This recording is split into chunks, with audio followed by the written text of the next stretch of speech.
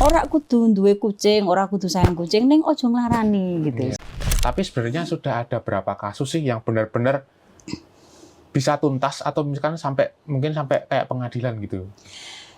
Saya cross check ke Ketua Paguyuban Pasar. Ternyata sampai hari ini zero, nihil, tidak ada laporan kerusakan yang disebabkan kucing. Assalamualaikum warahmatullahi wabarakatuh. Berkah dalem, kembali lagi di podcast Tribun Solo. Podcast yang membahas isu-isu menarik dan hal-hal menarik lainnya di kawasan Solo dan Solo Raya bersama saya Vincentius Desta. Kali ini Tribuners kita kedatangan seorang pecinta kucing yang juga pendiri Rumah Difabel Meong, yakni Mbak Hening Yulia. Nah, kali ini kita akan membahas sebuah kasus yang viral pada akhir Februari 2025 kemarin. Jadi ada pedagang di sebuah pasar Insinyur Soekarno di Sukoharjo yang ternyata kedapatan melakukan, bisa dikatakan penyiksaan terhadap kucing dengan melemparnya ke arah pagar yang membuat kucing tersebut pada akhirnya mati. Nah, kita akan membahas ini lebih jauh dengan Mbak Hening. Mari kita sapa Mbak Hening. Selamat pagi, Mbak Hening. Pagi, Mas Apa Vincent. kabar? Baik, Mas Vincent. Mbak Hening, ini kan kasusnya kemarin viral nih, Mbak. Iya. Udah viral, udah terus kemudian sekarang juga udah masuk ke ranah kepolisian juga ya. Nah, ini saya mau tahu, Mbak, dari kasusnya di awal itu kronologi yang sebenarnya itu seperti apa sih? Kenapa pedagang tersebut pada akhirnya itu melemparkan atau melakukan penyiksaan pada kucing? Iya. Jadi laporan itu masuk ke WA Group Rumah Difabel Meong. Kita punya banyak WA Group yang anggotanya sampai 500 gitu. Dan itu masuk. Dan ternyata mereka yang melaporkan itu salah satu pengunjung pasar. Buning, kalau seperti ini bisa diusut nggak? Apa ini? Terus dia ngirim video, wah, di mana ini? Terus ya itu akhirnya terus kita asesmen malam itu, karena malam kan nggak bisa ke pasarnya. Besok paginya kita ke sana dan kita menemui pelaku, dan memang pelaku mengakui. Cuman bahasanya gini, aku buang ke arah taman kok, kalau dia mancep pagar ya apesnya kucing itu, dia begitu. Tapi buangnya dari lantai 2. Kalau berarti kan memang, ya itu. Terus dia ngomong, katanya awalnya itu ngendus-ngendus kakinya, dan dia nggak suka gitu. Jadi kucingnya ngendus kakinya, itu pengakuannya ya? Iya, dan kita rekam ada ngendus kaki dan dia nggak suka, nggak suka. Terus jadi kan gini, kita nggak menormalisasi ya, tidak memberikan toleransi pada penganiayaan gitu ya. Misalnya kalau nggak suka ya udahlah digusah seininya, kasih cipratan air, digusah gitu aja kan, nggak usah dilempar sampai ke bawah. Terus dia tetap, ya aku nggak suka di kakiku gitu. Tapi terus kita desak, sebenarnya kenapa sih dilempar, kenapa Lilo? Terus dia sempat mencuat ngomong, soalnya pup di mana gitu. Wah, saya begitu ngomong pup itu saya gini, waduh, ini kan kayak jadi otokritik ya. Kalau misalnya memang benar itu mengganggu pup, kan kita harus juga, waduh gimana ini. Terus itu saya cross check ke pedagang lain, bener nggak kucing-kucing di sini itu pada pup? Wah, kucingnya lo cuma 1-2 Mbak Ning. Terus kita itu nggak pernah nemukan pup, kita itu yang tiap hari ngasih makan itu tidak ada pupnya, itu mereka selalu di luar sana. Kemudian nggak puas kan saya, maksudnya kalau memang benar karena pup, itu menjadi PR kami sebagai edukator ya. Ya, jadi ayo yang ngasih makan kucing diperhatikan juga gitu kebersihannya. Saya cross check ke Ketua Paguyuban Pasar. Ternyata sampai hari ini zero, nihil, tidak ada laporan kerusakan yang disebabkan kucing. Mulai dari pup, kerusakan barang atau plafon atau dan lain-lain. Dan itu beliau sampai bilang, nggak, aku tuh yang ngerawati kucing, Mbak Ning. Aku tuh kalau mati, aku yang ngerawat. Nggak ada laporan dari pedagang, yang rusak itu tikus. Bilang gitu. Jadi memang kami tidak bisa menyampaikan pastinya. Kayaknya memang ada background, kayak kucing itu jadi pelampiasan dia gitu loh. Ya. Jadi, aku nggak tahu backgroundnya apa. Gitu. Kalau secara kronologinya berarti kucingnya itu dilempar dari lantai 2 ya? Iya. Dari sekitar lantai 2. Berapa ya Mas? 10 meteran lah mungkin ya. Gitu. Dan dia pengakuannya alasannya aku lempar ke arah taman. Kalau dia mancep pagar ya apesnya kucing itu. Dan mong kucing kok wis mati dikubur ya wis. Saya gini aduh. Aduh, ini kalau didengar banyak orang gimana gini. Oke Bu, oke langsung nggak apa-apa. dilaporkan, kita ke kantor polisi. Oke, aku bisa bayar pengacara, aku nggak takut sama siapa. Nah, oke, kita ketemu di kantor polisi. Akhirnya ya itu kita berangkat ke kantor polisi. Itu sudah pelaporan. Tapi ini jangan dimaknai bahwa kita semena-mena soal CL enggak. Tapi ini justru menurut kami adalah langkah yang paling welas asih. Karena kami patuh dengan hukum. Biar hukum yang bekerja, polisi yang mengurus. Nah, karena kalau tidak ada pelaporan, kalau hukum rimba gimana? Dia parani orang, dia dianu orang gimana lah, itu yang kita jaga betul sehingga dia tidak dia tetap aman sampai hari ini, tetap aman kok Mas, kita nggak ngapa-ngapain kok, kita cuma lapor polisi gitu.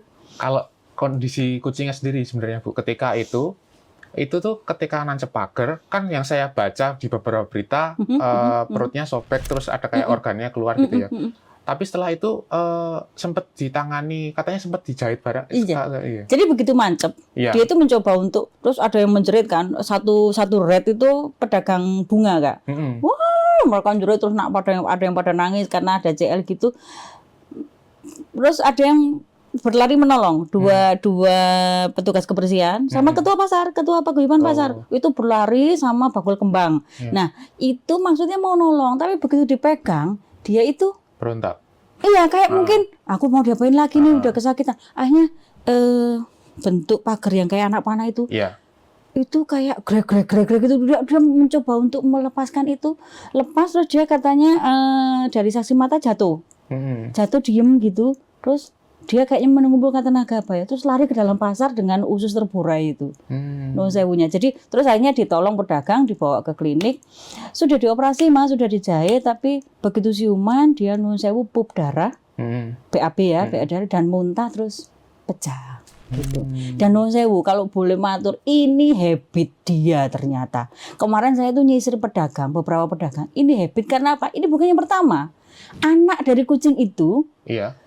2 minggu atau sebulan yang lalu sebelum kejadian kemarin itu ibunya itu juga dilempar dari lantai atas. Kemudian tapi tidak mancep pagar, kejet-kejet apa istilahnya? Kok kejet-kejet. Jadi dia terus mati ada di tolong orang. Cuman waktu itu tidak ada yang speak up. Dan tidak ada laporan masuk. Jadi kami dan itu sudah lama agak susah ya mengusutnya. Akhirnya ya sudah kita fokus pada yang induknya ini. Tapi catatannya adalah ini ternyata habit dia gitu loh.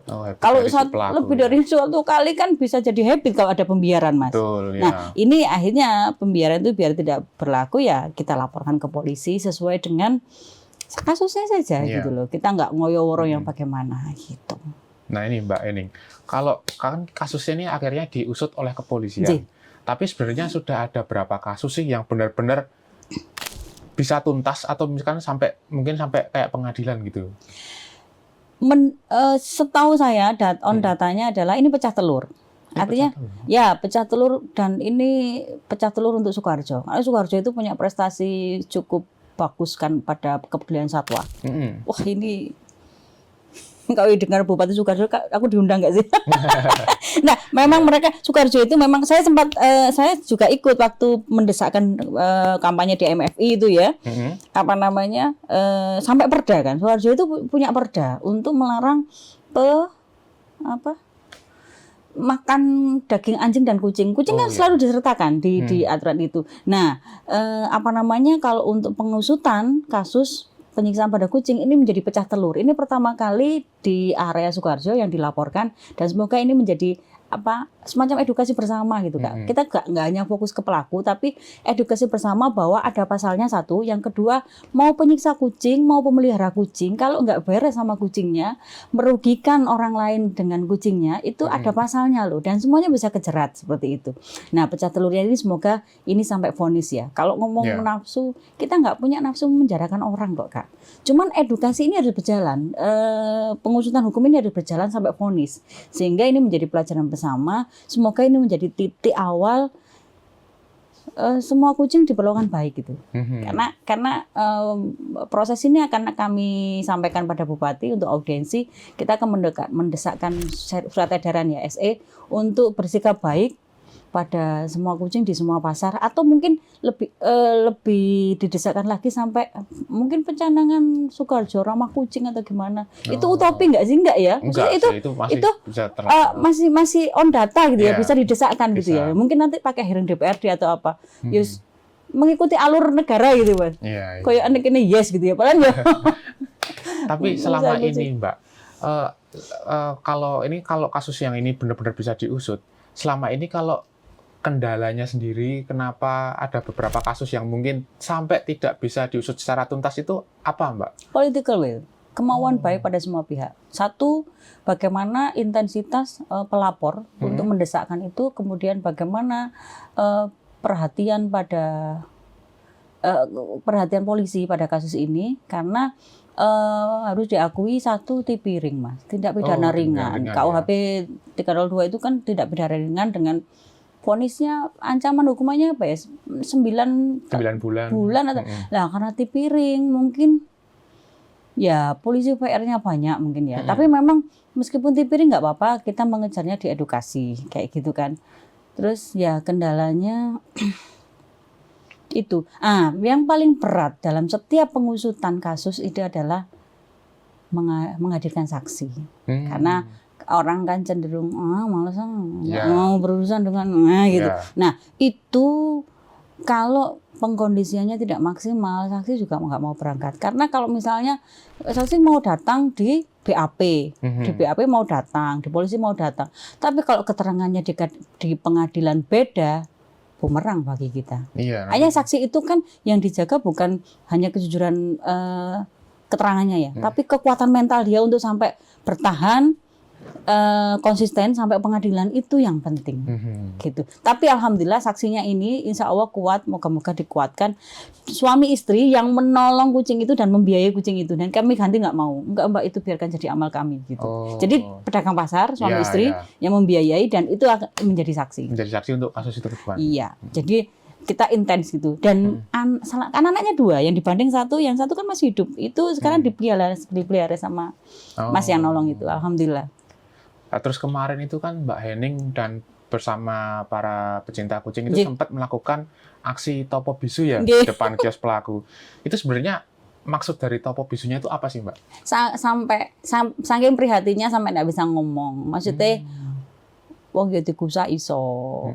Kenapa harus dibanting ke bawah? Dan dia itu heroik loh. Maksudnya tak banting tak buang mengisor, anaknya tak buang mengisor, itu dia seopos gitu ke pedagang lain. Jadi bukan, dia tidak memaknai itu yang tak sembunyikan, nggak gitu, tapi dia malah Bu, kucingnya ngapa Bu?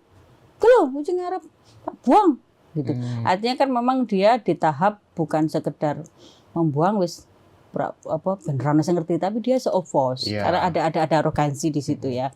Dan hanya bentuk keprihatinan kami bukan hanya aktivis loh Mas, kemarin yang aksi separuh pedagang yang komit yang satu yang ngasih makan tiap hari, yang satu saksi, yang satu itu bendahara paguyuban malah yang menyampaikan bahwa ini sudah 2 kali Mbak Ning. Jadi itu semua ikut, dan mereka itu nggak pakai yang dirayu-rayu apa, nggak antusias bahwa ini harus diusut tuntas gitu loh. Gitu. Meskipun saya tahu bagaimana kendala psikologis ya, kan itu temannya sama pedagang ya, tapi memang saya memahamkan pada mereka dan kita sharing bahwa ini kita itu dikasih tugas untuk mengungkap ini, tapi bukan karena kita jahat, tapi ini justru biar tidak ada lagi yang seperti ini gitu. Dan mereka mau menerima itu. Dan kemarin itu separuh pedagang, 4 pedagang, 5 kawan-kawan aktivis, 1 pengunjung. Menyediakan diri datang untuk 10 menit topo bisu, habis itu pulang, cuman gitu. Jadi memang berempati gitu ya gitu. Jadi ya pesan moralnya itu memang sih jika kita jangan sakiti. Jadi kita itu tidak pernah memaksakan cinta, karena cinta kan masing-masing ya. Nek cinta ular ya jadi reptiler ya kan, jadi anjing jadi dog lover. Kita itu cuman ora kudu duwe kucing, ora kudu sayang kucing, ning ojo nglarani gitu. Sehingga apa namanya? Kan ada 2 hal kalau nglarani. 1, kucingnya sendiri menderita. Nuwun sewu, pelakunya ini kan pasti juga disimak sama alam. Betul. Karena ini nyawa, bukan meja gitu kan, bukan kursi, ini nyawa ya. Nanti pasti tabur tua itu pasti. Itu enggak segitulah Mas, ya, hukum alam itu pasti nggih. Maksudnya kita itu jujur malah ngeman ojo ngono. Maksudnya jangan pernah melakukan normalisasi pada hal-hal seperti itu karena karena nanti bandel apa bahasa feedbacknya itu ke kita sendiri gitu loh ketika melakukan itu. Iya. Nah, Mbak, sebenarnya sebagai orang awam gitu ya, seperti saya sebagai orang awam, bukan pecinta kucing gitu. Sebenarnya itu ada aturan-aturan nggak sih seperti yang selama ini mungkin udah ada, tapi mungkin orang-orang di luar sana tuh juga nggak tahu, seperti bisa terkena pidana jika melakukan penyiksaan terhadap hewan, atau misalkan ini ada pidana ini ternyata kalau misalkan melakukan ini. Nah, itu aturan-aturan itu sebenarnya sudah ada, dan apa sih yang perlu kita ketahui bahwa penyiksaan hewan itu pada akhirnya bisa berakhir pidana loh gitu loh. Itu aturan-aturannya apa aja, Mbak? 302 KUHP itu penyiksaan hewan ya, dan itu dengan ancaman 9. Kemudian kalau misalnya konteksnya kucing, kemudian itu kucing ras, artinya kucing ras itu kan layak dijual belikan. Itu juga bisa dijerat pasal, saya kok lupa Mas. Jadi merusak harta benda orang. Iya, jadi kasus Tulungagung itu yang sampai vonis, yang kucing di Coko Iciu di Jogja itu kan sampai vonis. Itu kan pasalnya berlapis. KUHP, dan itu karena kucing ras punya orang, nah itu akhirnya juga kena jerat gitu. Tapi kalau definisinya penyiksaan terhadap hewan apapun itu, penyiksaan itu seperti apa?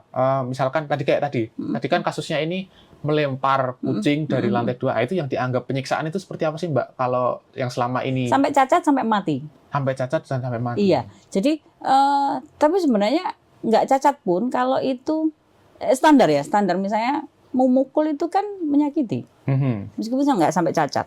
Misalnya ada videonya, atau misalnya pelakunya memposting di di sosial media, kan juga ada undang-undang IT yang 7 tahun itu, jadi double gitu kan. Karena ada pelaku itu yang karena arogansinya itu memang show off, dia sendiri yang posting, nih anjingnya tak gini kan, nih kucingnya tak gini kan gitu. Nah itu nanti berlapisnya malah bisa banyak gitu. Iya, gitu Mas, gitu. Jadi yang sampai hari ini dipakai 302. Kemudian kalau itu menjadi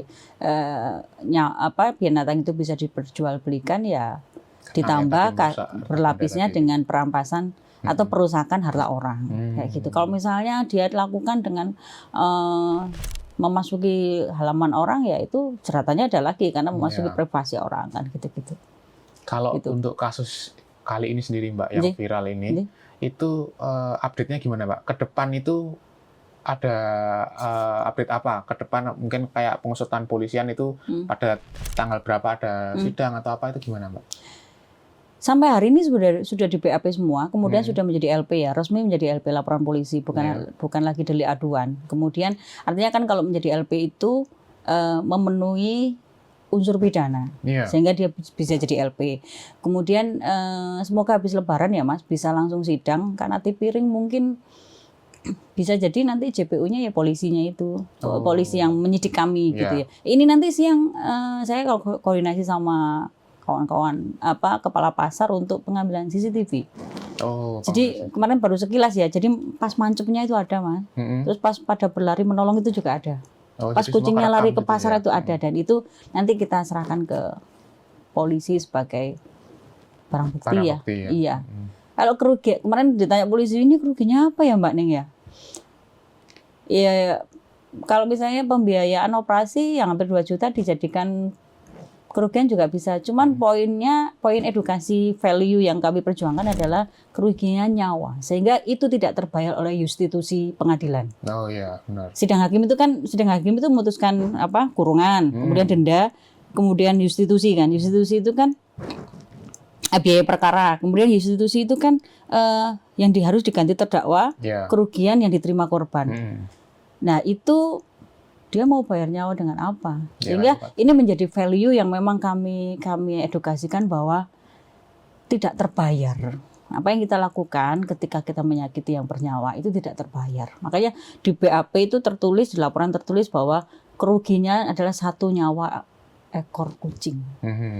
Dan itu saya bacanya aja merinding. Aduh, kerugiannya orek. Terus ini institusi. Saya langsung mikir sidang, uang ini bayar institusinya seperti apa? Karena ini nyawa, enggak terbayar ya. Jadi tidak bisa ya kayak gitu ya. Kan karena itu ya juga Mending kok misalnya 2 juta, 5 juta kan selesai Kak. Tapi institusi kalau nyawa gitu kan ya memang tidak tergantikan pada akhirnya. itu akan menjadi poin edukasi yang besar bahwa ada yang tidak bisa kita bayar ketika kita salah. Siapapun itu. Sampai misalnya pemelihara kucing yang menelantarkan kucingnya sampai kelaparan sampai mati. Itu dikasuskan pun ada yang tidak terbayar dan itu sudah di luar dunia urusannya nanti. Sudah ketika kita berpulang gitu kan gitu. Iya. Ya, ini Mbak Ening, saya mau mengulik sedikit nih tentang profilnya Mbak Ening. Kan Mbak Ening ini pendiri Rumah Difabel Meong. Nah, Mbak Ening sendiri itu sejak kapan sih sebenarnya punya rasa kecintaan terhadap kucing ini gitu loh. Jadi dan kenapa mau pada akhirnya mengurusi masalah-masalah semacam saya itu enggak cinta sama kucing Mas Bunsen. Saya itu enggak cinta sama kucing. Lah terus jadi gini, kalau misalnya saya itu selalu ditanya gitu, kenapa kok cinta? Enggak, saya enggak cinta. Saya mikirnya, saya itu sangat rasional ketika menolong bahwa dia butuh ditolong sudah. Kalau cinta itu kan masih ada batasnya gitu kan. Lebih ke kasih gitu ya. Kasihan, memang harus ditolong. Dan Rumah Difabel Meong, saya itu kan selain founder Rumah Difabel Meong juga Claw perwakilan Solo, Cat Lover in the World. Jadi dan pengusutan ini memang di backup oleh Claw dan memang Rudy Meong yang berjuang bareng gitu. Nah, kami itu sangat organik. Sangat organik, Mbak. Pas bikin yayasan, bikin cat room, ayo nolong kucing, enggak, sangat organik. Saya itu ditut ke kucing. Terus saya tolong, kemudian saya lepaskan lagi. Ada yang sakit, saya tolong, saya lepaskan lagi. Satu hari, kan rumah saya itu belakangnya masih rawa. Kucing-kucing saya itu diserang ular, Kak. Diserang ular sampai mati. Waduh, gimana ya? Ini jangan hal yang sensitif. Ini alam ya. Memang predator kan ya. Waduh, kok diserang ular ya? Di belakang itu memang masih banyak ular. Saya kalau masak itu juga kadang ketemu ular. Loh, waduh, terus saya mikir, wah. Terus saya bilang ke suami, itu garasinya bisa agak separuh dipakai untuk cat room nggak sih? Kasihan ini kucing-kucing. Hanya di ACC sama suami. Akhirnya itu sangat mengalir sampai hari ini, gitu. Dan sampai hari ini, oh iya, kami sedang kerjasama hampir setahun dengan film dokumenter Indonesia yang menjadikan Rudy Meong objek untuk film dokumenter kucing dan insya Allah akan dilombakan ke Australia. Mohon doanya bahwa ini menjadi edukasi kita bersama dan kemenangan kita bersama bahwa ada produser film yang melirik gitu kan. Siapapun objeknya itu saya pikir itu teknis ya, tapi kan konteksnya adalah ada kampanye kucing yang itu dari teman-teman sineas gitu dan itu kan poin gitu loh Kak gitu. Nah, ya mengalir sampai sekarang dan memang awalnya bukan Rumah Difabel Meong tapi rumah kucing di Can Ubi. Di Can Ubi itu kucing kecil pertama yang ditolong sama anak-anak tetangga dan itu akhirnya dipakai nama rumah kucing itu aja ya. Nah, ya Budi enggak apa-apa. Terus kami melihat ada kebutuhan bahwa kucing difabel itu tertolak. Jadi kalau misalnya mencari adopter gitu tuh kucing difabel itu paling nggak diterima Kak. Paling sulit karena memang gini, mungkin satu orang tidak bisa dipikiri orang gengsi. Gengsi untuk masuk kucingku cacat. Masuk kucingku buta. Itu yang pertama. Yang kedua memang mereka membutuhkan penanganan advance.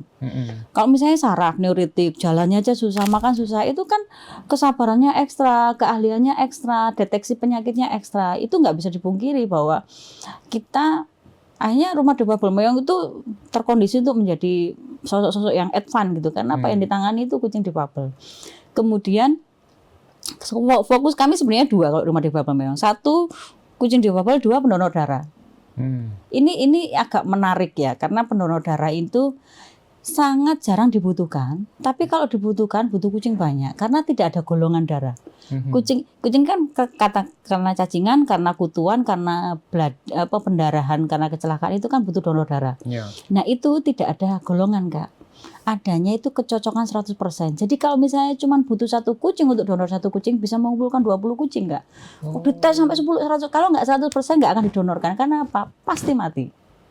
Pasti mati ya? Iya, harus 100% dan 100% itu lintas ras ya, Kak. Enggak harus sama dom sama dom, Persia sama enggak, itu lintas ras.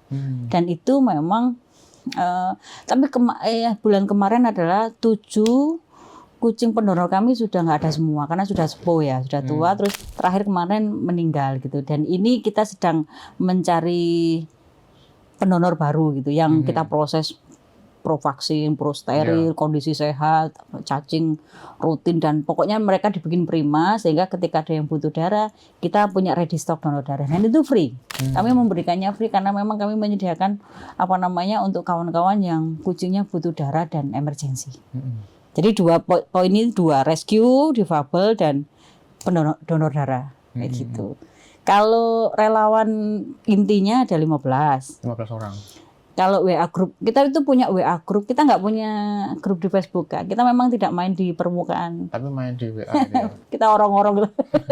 Jadi karena itu lebih efektif ya. Jadi kita punya tematik grup Kak, ada steril, ada vaksin, ada Barkasmal, ada apa-apa. Dan ini rata-rata di angka 300 sampai 500 anggotanya, dan itu aktif loh. Itu aktif, nggak fiktif gitu maksudnya. Mereka itu aktif melakukan gitu. Terbaru kita punya grup Barkasmal kucing.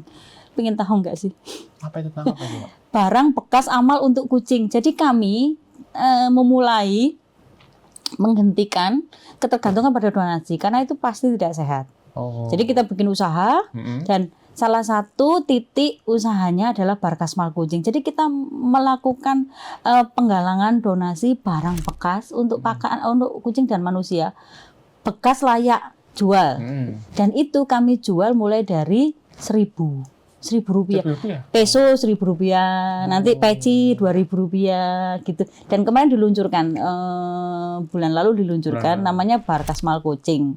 Jadi memang kami tidak bisa barter ya, maksudnya, karena memang harus jadi uang. Jadi maksimal harganya 50 ada, dan kemarin itu donasinya baru, banyak yang baru. Jadi yang harga-harga baru masih bandrolan 400 itu ya mau enggak mau kita jual 50. Ya cepet laku Kak, wong cuma 50. Kayak misalnya kaos senam yang branded itu loh, ya 50.000 langsung payu. Sepatu gitu-gitu yang 200.000 ya mau enggak mau, karena kesepakatan kita sudah itu dari 1.000 sampai 50. Apapun kualitasnya ya 50, karena memang ya sama membantu ya. Lebaran ini banyak long dress itu ya lumayan laku, dan itu 100% tidak masuk ke rumah difabel Meong, tapi untuk steril gratis kucing pasar. Jadi kita kerjasama dengan kawan-kawan yang suka. Pasar mana aja, Mbak? Kemarin pertama peluncuran Barkasmal pertama kita dapat masukan 2, pasar Cemani sama pasar Gentan.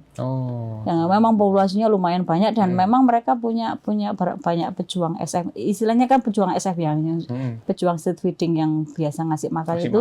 Kita kerjasama. Kami cuma bisa ngasih gratis. Jadi tolong dirawat sendiri.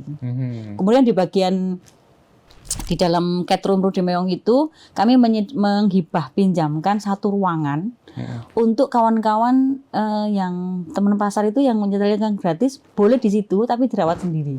Jadi nggak usah bayar tempatnya, dirawat sendiri. Dan itu berjalan sampai sekarang. Ini ada 2 kucing yang mau lahiran 2. Kucing pasar Kak. Jadi karena kan harus diputus Kak. Kalau nggak diputus nanti pasti 2 minggu setelah lahiran itu sudah birahi. Kalau dikawin hamil lagi, masih terus akan rahimnya kan bisa hancur. Jadi nanti habis disteril kita dikembalikan ke pasar, mereka sehat kayak gitu. Jadi memang kita kerjasama ketat dengan kawan-kawan pasar, karena pasar itu tempatnya Kak, dari zaman dulu kayaknya, dari zaman Mataram itu pasar itu tempatnya. Pasti tempatnya kumpul berkucing. Buang kucing barang gitu. Ya, ini pertanyaan penutup Mbak. Kita tahu bahwa di luaran sana itu masih banyak kucing-kucing yang ya antara difabel atau mungkin yang tidak terurus, atau mungkin bahkan anggaplah awalnya mereka punya rumah dan dirawat oleh orang-orang, tapi pada akhirnya terus dibuang gitu. Nah, itu sebagai pecinta kucing yang cat lover itu juga, itu gimana himbauannya Mbak Hening kepada penonton, pada Tribuners, agar kucing-kucing itu nanti bisa mendapatkan tempat yang layak atau mungkin diurus, itu sebaiknya dilimpahkan kemana, atau mungkin ada pesan-pesan kepada para Tribuners? Jadi kawan-kawan yang memelihara kucing,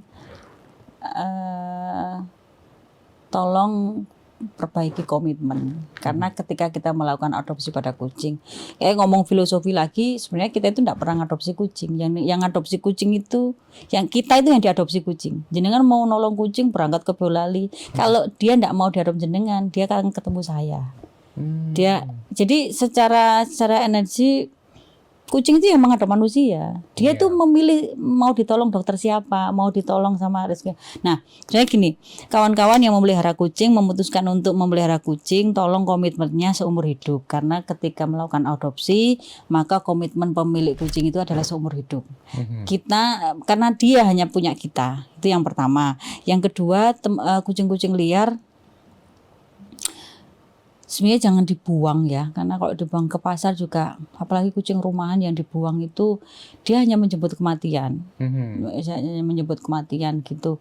Kemudian Solo belum punya shelter Kak, kita itu belum punya shelter, jadi kita belum punya penampungan. Sampai hari ini kita tidak punya penampungan kucing. Akhirnya ya satu komitmen yang punya kucing, yang kedua stop buang kucing, yang ketiga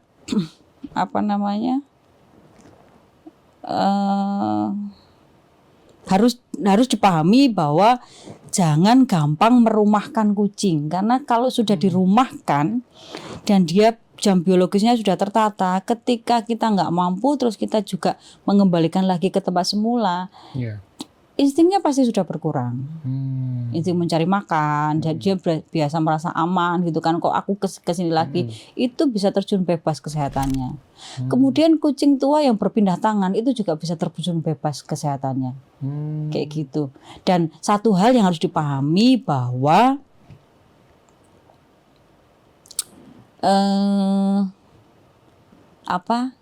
kucing itu hewan teritorial. Makanya di semua kebun binatang di Indonesia kan tidak ada kucing. Karena dia hewan teritorial yang ada dimanapun dan berdampingan hidup dengan kita, maka pilihannya adalah berdamai.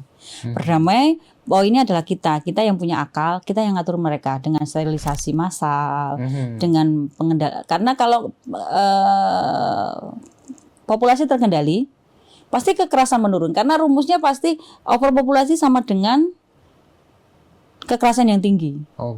Iya, kan jatuhnya begitu gitu loh. Jadi kalau misalnya ya memang harus ini ya, PR-nya masih banyak Mas Vincent. Jadi tapi ya setidaknya harus dipahami bahwa mereka hewan teritorial, tidak bisa diusir, tidak mau kita harus berdamai, tapi berdamainya kita yang akan mengendalikan, bukan mengikuti mereka. Kalau ada yang ya kasihan nanti nggak beranak pinak. Memang kalau beranak pinak kamu mau melihara.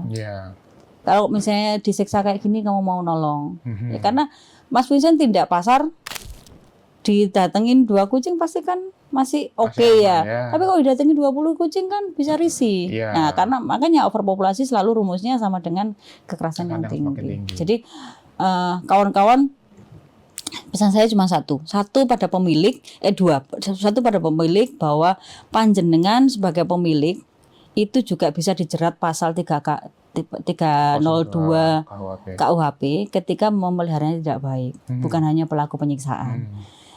Yang kedua ya, bagi pelaku, jika tak cinta jangan sakiti. Terlalu banyak cara untuk menghalau kucing ketika kita tidak suka. Dan tolak 100%, 1000% normalisasi penyiksaan kucing. Karena apapun alasannya, menyiksa tidak sama dengan benar. Terima kasih loh Mbak Eneng atas waktunya, pengalamannya, dan juga informasinya kepada Tribuners semua tentang kucing-kucing ini. Nah, Tribuners, selesai sudah perbincangan kita dengan Mbak Henning Yulia, pecinta kucing juga yang sekaligus pendiri Rumah Difabel Meong. Kita jumpa lagi di podcast Tribun Solo lainnya. Saya Vincentius Desta undur diri. Assalamualaikum warahmatullahi wabarakatuh.